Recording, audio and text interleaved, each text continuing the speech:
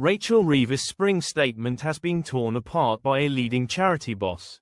Rachel Reeves has been torn apart by a charity boss after her spring statement over cuts to welfare.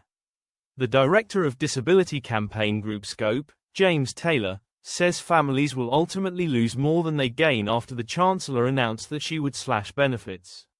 Ms. Reeves is also facing pleas from Labour MPs to reverse the cuts amid warnings they will lead to increased poverty. These are one of the biggest cuts to disability benefits for the last 20 years, Mr. Taylor told Sky News. 250,000 people moving into poverty, 800,000 people losing PIP, personal independence payments, 20% of all disabled households are going to be worse off as a result of today. These cannot be good outcomes of policy. We've been hearing from disabled people over the last 2 weeks who are extremely worried, and I think they're going to be proved correct today, that people are going to be struggling to get by for years to come. The expert then said that the government says its policies will get people into work, but claimed there is no analysis of how many will get into jobs.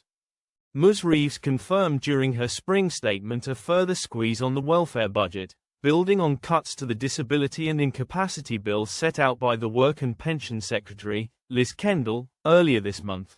The package is now expected to save £4.8 billion rather than the more than £5 billion in 2029-30 hoped for by ministers.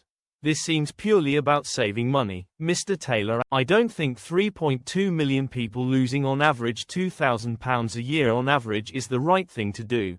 He then highlighted that the cuts will affect people with mental health problems, learning disabilities, autism and cancer, as well as carers and young families. Mr. Taylor said, "The government's own assessment is disabled families will lose more than they gain as a result of these changes.